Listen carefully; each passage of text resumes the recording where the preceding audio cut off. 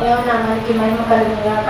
మన ప్రభువును రక్షకుడైన యేసుక్రీస్తు వారి నామంలో మీ అందరికీ శుభములు తెలియజేస్తున్నాను. చిన్న ప్రార్థన చేసుకొని మనం దేవుని వాక్య భాగంలోకి వెళ్దామండి. స్తోత్రం తండ్రి, పరిశుద్ధిగా మేము కలిగించండి. దేవా నాయనా ప్రభా, మీ మాటలను ప్రకటించుతూ ఉండగా నా తండ్రి ప్రతి ఒక్క హృదయంలో నాయనా ప్రభా ఫలించినట్లుగా మీ కృపను అనుగ్రహించమని వేడుకొంచున్నాను తండ్రి. మీకు స్తోత్రాలు చెల్లిస్తున్నాను ప్రభా. అయ్యా నా తండ్రి నాయన కలిప చేసేది మీరే తండ్రి నాయన. ప్రతి ఒక్కరితో మీరు మాట్లాడమని, మీ నామానికి మహిమ తెచ్చుకోమని యేసు నామంలో అడుగు వేడుకొంచున్నాం తండ్రి. అవునే.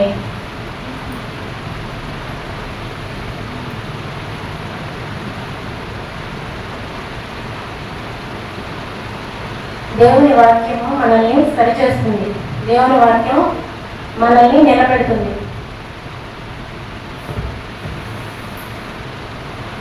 అది మన త్రోవకు వెలుగుగా ఉండి మనల్ని దేవుని వాక్యం సరిచేస్తుంది. దేవుని వాక్యంలో మనకి ఈ విషయం లేదు అని అనటానికి లేదు. ఒక మనిషిని సరిగ్గా దేవుని ఆలోచనలకు తగ్గట్టుగా, దేవుని నిత్యరాజ్యానికి తగ్గట్టుగా తగిన ఆలోచనలతోటి నింపి నడిపిస్తుంది అన్నమాట దేవుని వాక్యం. అతిగా తినద్దు అంటుంది. ఎక్కువగా కోపపడద్దు. దేవుని నీతి, మానవుని కోపము దేవుని నీతిని నెరవేర్చదు అని చెప్తుంది.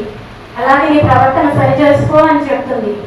అలాగే నీకు ప్రేమ గల చోట పరవారి ఇంటికి వెళ్ళొద్దు, ప్రేమగా ఉండేవాడి చోట ఆకుకూరల భోజనమైనా నువ్వు తినొచ్చు అని చెప్తుంది. యవ్వన కాలంలో ఒక మనిషి ఎలా ఉండాలో దేవుని వాక్యం చెప్తుంది. మోహపు చూపు చూడకూడదు అని చెప్తుంది. అలానే దేవుని యొక్క ప్రేమను మనకి దేవుని వాక్యం కనపరుస్తుంది. అలాగే దేవుని యొక్క పునరుత్థాన శక్తి, క్రీస్తు చనిపోయి మూడో దినాన తిరిగి లేచాడు. ఆయన యొక్క పునరుత్థాన శక్తి మనకుంది, ఆ బలం మనకుంది. మనం కూడా చనిపోయినాక తిరిగి లేస్తాము, దేవుని రాజ్యానికి వెళ్తాము. శరీరం అయితే కుళ్ళిపోతుంది కానీ ఆత్మ దేవునికి దగ్గరగా వెళ్తుంది. దేవుని రాజ్యంలో ఉంటాం. ఒక దినాన చనిపోయినా కానీ నీకు ఈ జీవితం ఇంతటితోటి అంతమైపోలేదు. నీవు దేవునితో ఉంటావు, యుగాలు జీవిస్తావు అని దేవుని వాక్యం మనకి చెప్తుందన్నమాట. అలాంటి దేవుని వాక్యాన్ని మనం నిర్లక్ష్యంగా అలాగే ఎప్పుడు వినకూడదు. దేవుని వాక్యం దగ్గరికి వచ్చినప్పుడు దేవుడు నాతో ఏం మాట్లాడతారా, నేను ఎలా సరి చేసుకోవాలా, ఏ విషయాన్ని నేను సరి చేసుకోవాలి, ఏ విషయాన్ని దేవునికి నేను మార్చుకొని చూపించాలి అని దేవుని వాక్యాన్ని మనం వినాలన్నమాట. దేవుని వాక్యాన్ని ఎప్పుడూ అశ్రద్ధగా వినకూడదు. ఏదో అందరూ వస్తున్నారు ఈ చర్చికి, నేను వెళ్ళాలి, వాళ్ళు వెళ్తున్నారు కాబట్టి నేను వెళ్తున్నాను, లేదంటే వాళ్ళు బాప్టిజం తీసుకున్నారు కాబట్టి నేను తీసుకోవాలి, ఇలాంటివన్నీ ఇతరులతోటి మనం పోటీ పెట్టుకోకుండా మనల్ని మనం సరి చేసుకుంటూ దేవుని దగ్గర నిలబడాలన్నమాట. అయితే మీరు ఎప్పుడైనా జైల్లోకి వెళ్ళారా? జైలు దగ్గరికి ఎవరు మీరు భయపడే మాటలేమి నేను చెప్పను. ఎప్పుడైనా చెరసాల దగ్గరికి వెళ్ళారా? అంటే తెలిసిన వాళ్ళ కోసం ఎప్పుడైనా వెళ్ళారా? ఏముంటుంది చెరసాలలో? మన ఇంట్లో ఉన్నట్టే ఉంటుంది కదా. ఎలా ఉంటుంది? భోజనం బాగుండదు, నిద్ర సరిగ్గా ఉండదు, దానికి తోడు కొడతారు, ఇలాంటి కష్టాలన్నీ ఉంటాయి. చెరసాల అంటేనే భయం అన్నమాట. మనకి చాలా భయం వేస్తూ ఉంటుంది. ఎందుకంటే మన ఇంట్లో ఉన్నట్టుగా ఉండదు. కానీ ఇప్పుడు పెద్ద వాళ్ళు తప్పులు చేస్తే, అధికారులు తప్పులు చేస్తే ఏం చేస్తున్నారు? వాళ్ళకి అన్ని ఫెసిలిటీస్ బాగా ఉంటాయి అన్నమాట. వాళ్ళకి కావాల్సిన ఆహారం ఇస్తారు, వాళ్ళు ఏది చేయాలంటే అది చేస్తారు. వాళ్ళకి ఇంట్లో ఎలా అయితే జరిగిద్దో అలాగే జైల్లో కూడా అలాగే జరిగింది అన్నమాట. కానీ ఏమీ లేని సామాన్య మానవుడికి మాత్రం చెరసాల్లో అన్ని కష్టాలే. అయితే తప్పు చేసి చెరసాలకు వెళ్ళేది వేరు, తప్పు చేయకుండా చెరసాలకు వెళ్ళేది వేరన్నమాట. ఇప్పుడు ఏం చేస్తున్నారంటే, ఒకప్పుడు చెరసాల అంటే భయపడతా ఉండేవాళ్ళు, కానీ ఇప్పుడు జైలు అంటే ఎవరు భయపడట్లేదు. ఎందుకంటే ఇంట్లో ఏ చిన్న సమస్య వచ్చినా, ఏ చిన్న ప్రాబ్లం వచ్చినా ముందు కంప్లైంట్ ఇవ్వాలి అనేటువంటి ధోరణితోటి జైలు గోడల దగ్గరికి, మెట్ల దగ్గరికి వెళ్తున్నారు అన్నమాట. ఒకప్పుడు ఏదైనా వర్తమైన కోపం వస్తే పుట్టింటికి వెళ్ళేవాళ్ళు కొన్ని సంవత్సరాల క్రితం. కానీ ఇప్పుడు అలా కాదు. వర్తమైన కోపం వస్తే చెరసాల దగ్గరికి, జైలు దగ్గరికి కంప్లైంట్ ఇవ్వడానికి వెళ్తున్నారు. రోజు రోజుకి ఇలా విడిపోయే వాళ్ళ సంఖ్య ఎక్కువ అవుతుంది అని చెప్తున్నారు అన్నమాట. అయితే తప్పు చేసి జైలుకు వెళ్ళేది వేరు, తప్పు చేయకుండా జైలుకు వెళ్ళేది వేరు అన్నమాట. అయితే తప్పు చేయకుండా చెరసాలకు వెళ్ళిన వాళ్ళు మనకి బైబిల్ గ్రంథంలో మనకు కనబడతారు. మీకు ఎవరైనా గుర్తొచ్చిన పేర్లు చెప్తారా? ఒక పేరైనా తప్పు చేయకుండా జైలుకు వెళ్ళిన వాళ్ళు. యోసేపు, సరే, అపోస్తులైన పౌలు గారు అనమాట. అయితే వినండి, ఇక్కడ ఈరోజు ఎక్కువ రెఫరెన్స్లు ఏం లేవు, చిన్న మాటే. ఆ చిన్న మాటను బట్టి మనం వెళ్ళిపోదాము. అయితే అపోస్తులైన పౌలు గారు చెరసాలలో ఉన్నారనమాట. ఎందుకు చెరసాలలో పెట్టారంటే ఆయన్ని తప్పేం చేయలేదు, దేవుని మాట ప్రకటిస్తున్నారని, దేవుని సువార్త చెప్తున్నారని ఆయన్ని చెరసాలలో వేశారనమాట. ఈ అపోస్తులైన పౌలు గారు మొత్తం 14 పత్రికలు రాశారు. మనకి ఇక్కడ పైన ఇక్కడ ఉంటుందన్నమాట, అపోస్తులైన పౌలు అని. ఆ పత్రికలని అపోస్తులైన పౌలు గారు రాశారనమాట. మొత్తం 14 పత్రికలు రాశారు. అయితే వీటిలో చెరసాలలో ఉండి, జైల్లో ఉండి, ఇప్పుడు తప్పు చేయకుండా జైలుకు వెళ్ళారు కదా, ఆ జైల్లో ఉండి 4 పత్రికలు రాశారనమాట. ఎఫెసీ పత్రిక, కొలసీ పత్రిక, ఫిలమోను పత్రిక, ఫిలిప్పీ పత్రిక. ఎఫెసీ, ఫిలిప్పీ, కొలసీ, ఫిలమోను పత్రిక అన్నమాట. ఈ 4 పత్రికలు రాశారు. ఎందుకు అతను జైల్లో పెట్టారంటే సువార్త చెప్తున్నారని, ఏ తప్పు చేయకుండా దేవుని మాటలను ప్రకటిస్తున్నారని చెరసాలలో వేశారు. ఒక భక్తుడు ఏమన్నారు, ఇలా వినండి, ఇంకా మనకి బైబిల్ గ్రంథంలో చూసేది ఏం లేదు. తర్వాత కొంచెం సేపు ఉన్నాక ఒక చిన్న మాట చూసుకుని, ఎక్కువ రెఫరెన్స్ ఏం లేవు. ఒక భక్తుడు ఇలా అన్నారనమాట. ఏమన్నారంటే, నువ్వు ఆత్మతోటి దేవుని సువార్త ఇస్తున్నావంటే పండుకున్న పిచ్చి కుక్కను లేపినట్లే అని చెప్పాడనమాట ఒక భక్తుడు. సువార్త ప్రకటించడం అంటే యేసు ప్రభు వారి యొక్క జనన, మరణ, పునరుద్ధానాల గురించి ఇంకొకరికి, ఇతరులకు, మా క్రీస్తు ప్రేమ ఇంత గొప్పది, నా దేవుని ప్రేమ ఇంత గొప్పది అని నీవు మరొకరితో చెప్తున్నావంటే ఏం చేసినట్టు? పండుకున్న పిచ్చి కుక్కని నువ్వు నిద్ర లేపినట్టే అని ఒక భక్తుడు అన్నాడనమాట. అయితే మనం సువార్త ప్రకటించేటప్పుడు సాతాను ఏం చేస్తాడంటే, సాతాను ప్రయత్నాన్ని సాతాను చేస్తానే ఉంటాడనమాట, చెప్పడానికి చూస్తాడు. అయితే ఆత్మ వల్ల మనము దేవుని వాక్యాన్ని ప్రకటిస్తున్నప్పుడు ప్రజలలో ఉండే పాపాలు పోతాయి, వారి పాపాలను ఒప్పుకుంటారు. ఒప్పుకోవటం కారణంగా వారికి నూతన హృదయం వస్తుంది. ఒక రకంగా చెప్పాలంటే మనుషులతో కాదనమాట పోరాడేది, మృగాలతోటి పోరాడినట్లుగానే ఉంటుంది అనమాట దేవుని స్వార్థ చెప్పడం అంటే. మనుషులు అనే మృగాలు ఉంటారనమాట, మనుషులు అనే మృగాలతోటి ఎన్నో పోరాటాలు వస్తాయి అనమాట దేవుని స్వార్థలో. పౌలు గారికి కూడా అలానే వచ్చినాయి అనమాట. అయినా కానీ మనం భయపడాల్సిన పని లేదు.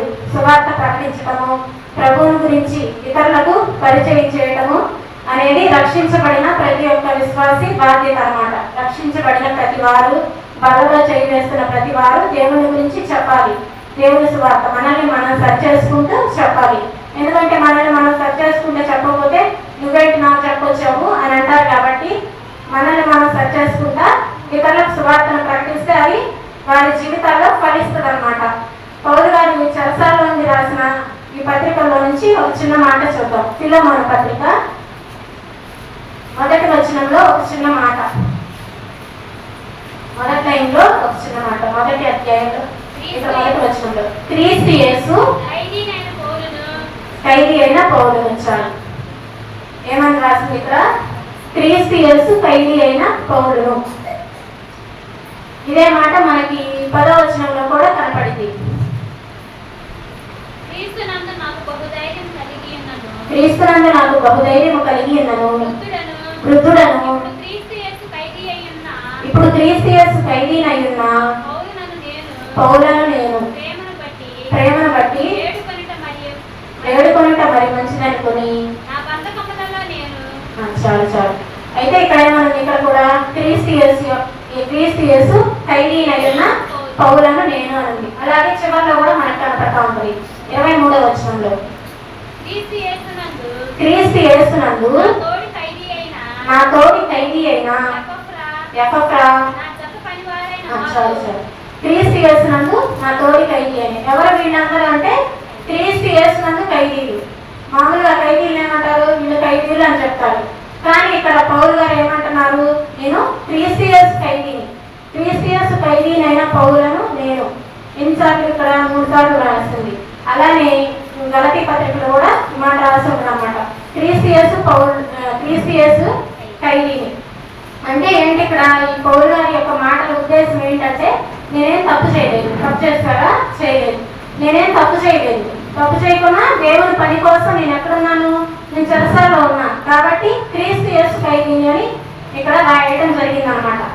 ఇక్కడ రాసింది ఎవరైనా మనుషులు, దేవుని భక్తులు రాశారు, కానీ రాయించింది మాత్రం పరిశుద్ధాత్మ దేవుడు. మనం దేవుడు రాయించి పెట్టాడనమాట ఆ మాటని, క్రీస్తు యేసు ఖైదీని.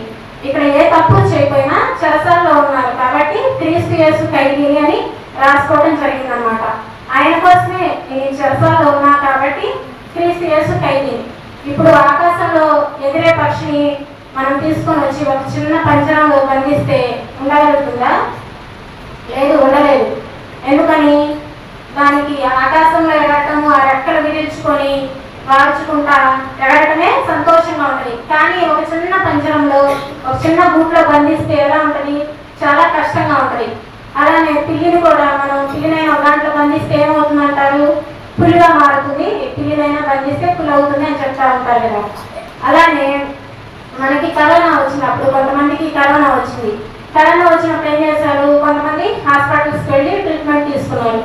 కొంతమందికి హాస్పిటల్స్లో బెడ్స్ ఖాళీ లేక ఏం చేస్తారు? వాళ్ళు ఇంట్లోనే ఉండి తలుపులు వేసుకొని మామూలుగా ఏమైనా కావాలంటే బయట ఉన్న వాళ్ళ చేత తెప్పించుకున్నారు అనమాట. అంటే ఏం చేసుకున్నారు? వాళ్ళని వాళ్ళు హౌస్ అరెస్ట్ చేసుకున్నారు అనమాట. అంటే వాళ్ళని వాళ్ళు నిర్బంధించుకున్నారు. వాళ్ళకి వాళ్ళు ఏం చేసుకున్నారు? ఖైదీలుగా మారిపోయారు అనమాట. ఆ రూమ్లో బయట తలుపులు వేస్తారు. వాళ్ళకి ఏమైనా కావాలంటే బయట నుంచి తెలిసిన వాళ్ళు ఎవరైనా తీసుకొచ్చి ఇచ్చేవాళ్ళు అనమాట. అయితే ఇక్కడ ఏం చెప్పాలనుకుంటున్నానంటే, నేను పౌలు క్రీస్తు యేసు కోసం ఖైదీ అయ్యాడు. నేను క్రీస్తు యేసు ఖైదీని అన్నాడు. ఇప్పుడు మనం ఏం చేయాలంటే, నువ్వు నేను ఎవరైనా కానీ మనం క్రీస్తు యేసు కోసం ఖైదీగా మారిపోవాలి. ఈ మాటను అర్థం చేసుకోవడం కొంచెం కష్టం, కానీ అర్థం చేసుకోండి. ఎలా మనం మారిపోవాలని దేవుడు ఆశపడుతున్నాడంటే, క్రీస్తు యేసు కోసం ఖైదీగా మారిపోవాలి అని ఆశపడుతున్నాడు అనమాట. అంటే నీకు స్వేచ్ఛ ఉంది, నీ ఇంట్లో నువ్వు నీకు కావాల్సింది చేయొచ్చు, నీ ఇష్టం వచ్చింది చేయొచ్చు. అయితే నువ్వు దేవుని కోసం నీ ఆశల్ని, నీ కోరికల్ని చంపుకుంటావా? క్రీస్తు యేసు కోసం నీకు ఇష్టమైనది ఆయనకి ఇష్టం లేనిది దేవునికి ఇష్టం లేదు, కానీ అది నీకు ఇష్టం, దాన్ని వదిలేసుకోవడానికి నువ్వు సిద్ధపడతావా?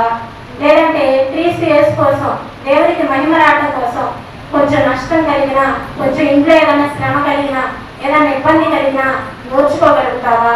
నేను క్రీస్తు యేసు ఖైదీని అని నువ్వు చెప్పగలుగుతావా? పౌలు గారు చెప్పినట్లే ఈ లోకంలో సత్యం కోసం నువ్వు ఖైదీగా మారిపోతావా అనేది నా ఉద్దేశం అన్నమాట. ఎంతో మంది భక్తులు ఏం చేస్తారంటే, క్రీస్తు యేసు కోసం తమ జీవితాలను త్యాగం చేస్తున్నారు. తమ జీవితాలను త్యాగం చేసుకుని మన భారతదేశానికి వచ్చి తమ జీవితాలను ఎంతో మంది అర్పించేశారనమాట. వాళ్ళ జీవితాలను పోగొట్టుకున్నారు, వాళ్ళ పిల్లలను పోగొట్టుకున్నారు. ఎందుకోసం అంటే క్రీస్తు యేసు కోసం వాళ్ళందరూ ఖైదీలుగా మారిపోయారనమాట. డేవిడ్ లివింగ్స్టన్ గురించి నేను ఒకసారి చెప్పాను అంతకుముందు. డేవిడ్ లివింగ్స్టన్ ఆఫ్రికాలో దేవుడి పరిచర్య చేస్తూ ఉన్నప్పుడు ఏం జరిగిందంటే, పులి పంజాతోటి చేతిని కొట్టినప్పుడు చేతికి గాయమైపోయింది. జీవితాంతం బాధతోటే ఉన్నారనమాట. కంటికేమో చెట్టుకి కొమ్మ తగిలింది, చెట్టు కొమ్మ తగిలి ఆ కన్నంతా పోయింది, ఒక కన్ను మాత్రమే ఉంది. అయినా జీవితాంతం బాధపడతా అనారోగ్యంతో ఉన్నారనమాట. ఇలా అనారోగ్యంతో ఉన్నప్పుడు అడవిలో ఉన్న నీళ్లు తాగొద్దని డాక్టర్స్ చెప్పారనమాట. కాచి చల్లార్చిన నీళ్లు తాగమన్నారు. అక్కడ ఆఫ్రికాలో ఉండేది నరమాంస భక్షకులు, అక్కడ ఉండేది కాచి చల్లార్చిన నీళ్లు, ఇవన్నీ ఎక్కడ దొరుకుతాయి? అందుకని ఏం చేస్తారంటే, ఒక చిన్న మేకపిల్లని తీసుకొని ఆ మేకపిల్లని పెంచుకున్నారనమాట. దాహం వేస్తే దారి మధ్యలో ఇంకా మేకపిల్ల దగ్గర పాలు తాగుతా ఉండేవాళ్ళు అనమాట. అంత కష్టపడి వేడి నీళ్ళు తాగమని చెప్పారు డాక్టర్స్, కానీ వేడి నీళ్ళు దొరకవు. కానీ ఇంత కష్టపడి దేవుని కోసం పనిచేశారనమాట. అలానే మనం కూడా ఈరోజు దేవుల్లో ఉన్నాం, కానీ మనకి వాళ్ళు పడినన్ని కష్టాలు లేవు. మనం ఇలా సంతోషంగా స్వేచ్ఛగా దేవుడిని ఆరాధిస్తున్నామంటే మిషనరీలు మన కోసం చేసిన త్యాగం ఎంతో గొప్పదన్నమాట. వారు దేవుని కోసం ఖైదీలుగా మారిపోయారనమాట. అలానే మనం కూడా దేవుని కోసం ఖైదీలుగా మారిపోవాలి. అంటే దేవునికి ఇష్టం లేనివి, మనకి ఇష్టమైన వాటిని విడిచిపెట్టాలన్నమాట. దేవునికి ఇష్టం లేదు, ఏదైతే ఇష్టం లేదో దాన్ని మనం విడిచిపెట్టాలన్నమాట. దేవుడిచ్చిన ఈ రక్షణ భాగ్యం ఈ లోకంలోనే ఇంతటితోనే ఆగిపోదు. కాబట్టి మన పిల్లలు ఉన్నారు, మన కుటుంబాలు ఉన్నాయి, మన చుట్టుపక్కల వాళ్ళు ఉన్నారు, మన సమాజంలో దేవుని గురించి తెలియని వాళ్ళు ఎంతో మంది ఉన్నారు. నరకం అనేది ఖచ్చితంగా ఉంది అని అలాగే శాస్త్రవేత్తలు కూడా చెప్తూ ఉన్నారు. అక్కడ